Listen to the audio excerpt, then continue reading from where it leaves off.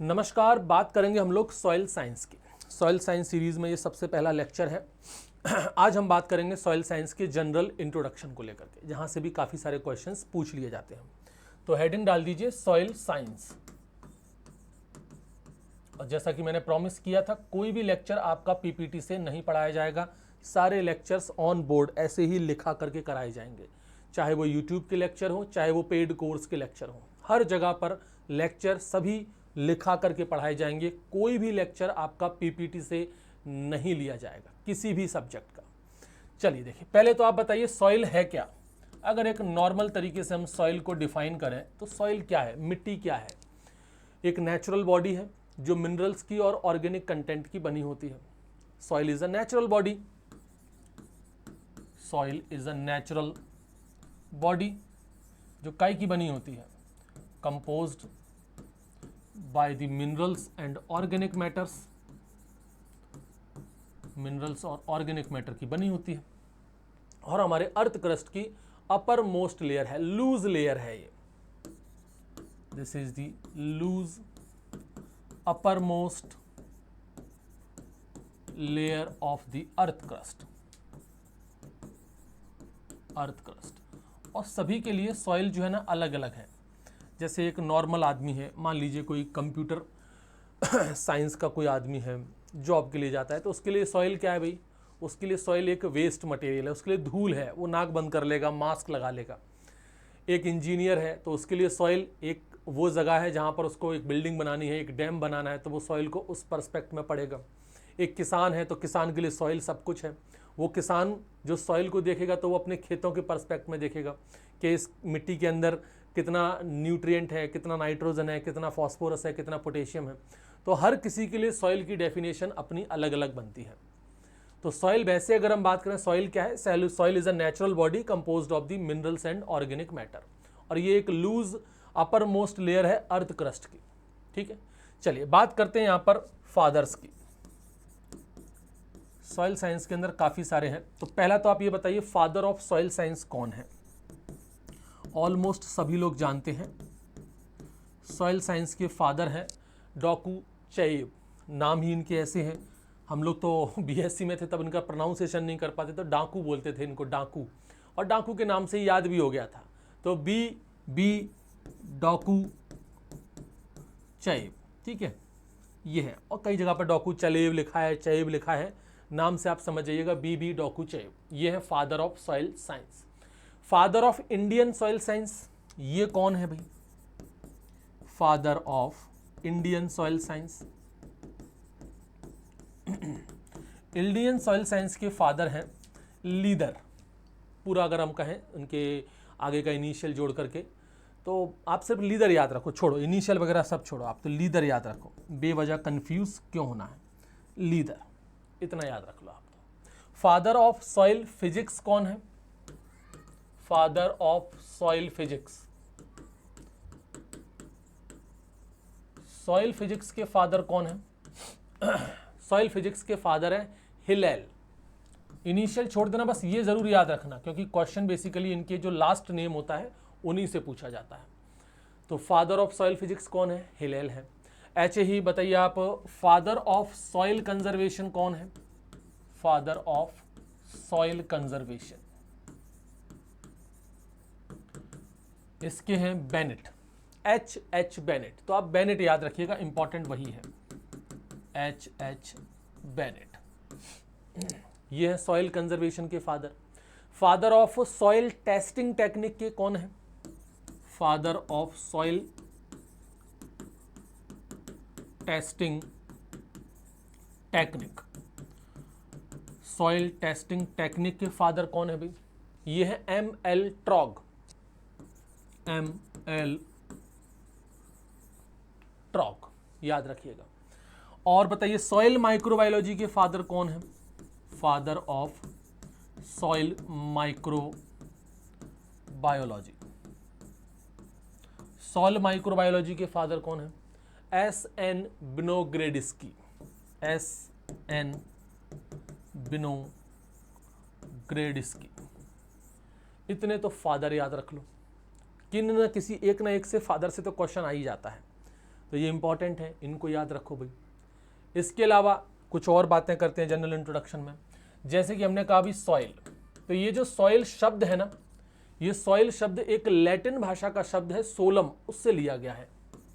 ये जो वर्ड है सॉइल, ये लिया गया है लैटिन भाषा के वर्ड से। एक लैटिन भाषा का शब्द है सोलम, उससे लिया गया है। और ये सोलम का मतलब क्या होता है? सोलम का मतलब होता है ग्राउंड, फ्लोर, जमीन। इसका मतलब होता है ग्राउंड, या फिर हम कहें फ्लोर। तो लैटिन भाषा का शब्द है सोलम और इसी से बना है सॉइल शब्द। अब जो सॉइल साइंस है, यहां पर हम कह सकते हैं कि इसकी दो ब्रांचेस हैं, या इसको अपन अपने मन से बना करके कह सकते हैं कि दो ब्रांचेस हैं इसकी। एक पेडोलॉजी है, एक इडेफोलॉजी है। ये हमारे समझने के हिसाब से है। तो इसकी दो ब्रांचेस देख लीजिए आप, टू ब्रांचेस हैं इसकी। एक है पेडोलॉजी और एक है इडेफोलॉजी। काफी सारे बच्चों को तो पता ही होगा, समझ ही गए होंगे, पेडोलॉजी और इडेफोलॉजी। सॉरी,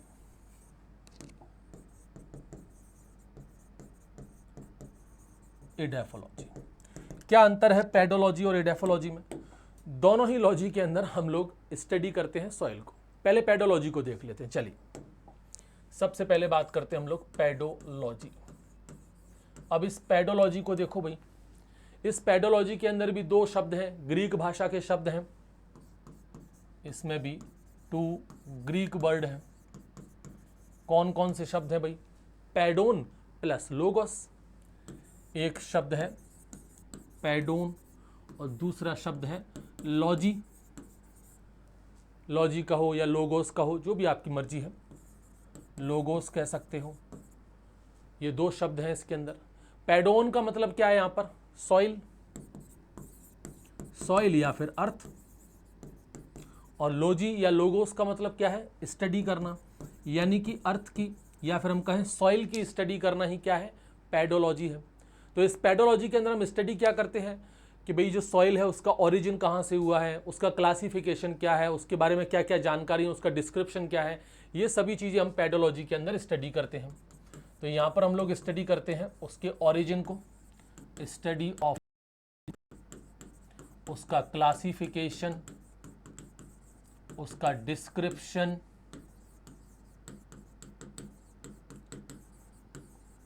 ये सभी चीज़ हम लोग स्टडी करते हैं। इसी को कहते हैं हम लोग पेडोलॉजी। तो ये जो पेडोलॉजी की ब्रांच है, ये हम एग्रीकल्चर वालों के लिए इंपॉर्टेंट नहीं है, ये इंपॉर्टेंट रखती है कंस्ट्रक्शन इंजीनियर वगैरह के लिए। क्योंकि मैंने कहा मिट्टी सिर्फ हम लोगों के लिए ज़रूरी नहीं है। हम लोग मिट्टी में क्या देख रहे हैं? हम लोग सिर्फ देख रहे हैं कि मिट्टी में हमारी खेती हो पाएगी कि नहीं हो पाएगी, इसमें नाइट्रोजन कितना है, पोटेशियम कितना है, कैल्शियम कितना है, बोरोन कितना है, ये हम लोग देखते हैं, हम किसान लोग देखते हैं। अब कोई मान लीजिए कंस्ट्रक्शन इंजीनियर है, किसी को बिल्डिंग बनानी है, तो बिल्डिंग बनाने के लिए भी उसे मिट्टी की स्टडी करनी पड़ेगी कि मिट्टी कैसी है, इस जगह पर बिल्डिंग बन सकती है कि नहीं बन सकती। इस जगह पर रोड बनानी है तो मिट्टी को स्टडी करना पड़ेगा, डैम बनाना है मिट्टी को स्टडी करना पड़ेगा। जो कंस्ट्रक्शन इंजीनियर होते हैं ना, उनके लिए पेडोलॉजी जरूरी है। ये किन के लिए यूजफुल है? Useful for the construction engineer. जो कंस्ट्रक्शन इंजीनियर है उनके लिए इस्तेमाल की जाती है कंस्ट्रक्शन इंजीनियरिंग की।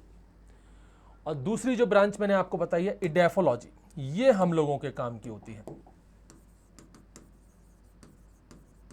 इडेफोलॉजी, इडेफोलॉजी को भी देखो यहां पर।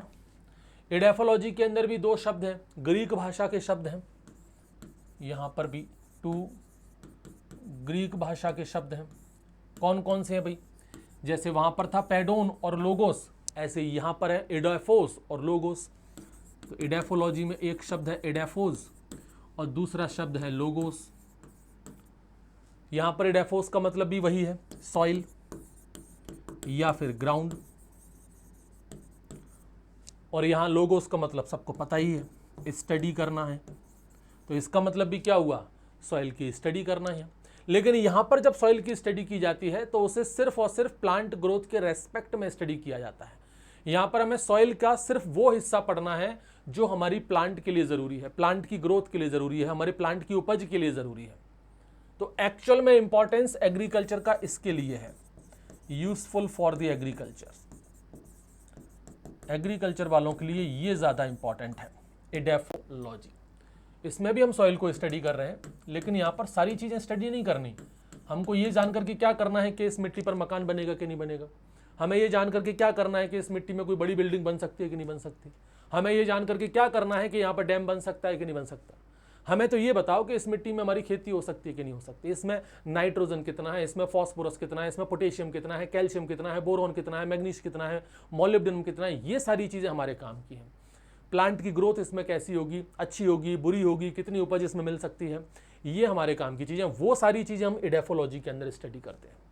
तो यहाँ पर भी हम सॉइल की स्टडी करते हैं भाई, study of soil, study of soil in relation to the plant growth, in relation to the plant growth and yield, और उपज से मतलब है हमको। तो ये हमारा सॉइल साइंस है। सॉइल साइंस में बेसिकली हम लोग ये चीज़ें समझते हैं। आ गई बात समझ में? ये एक बेसिक इंट्रोडक्शन है सॉइल साइंस का। ठीक है, मिलते हैं अगले लेक्चर में।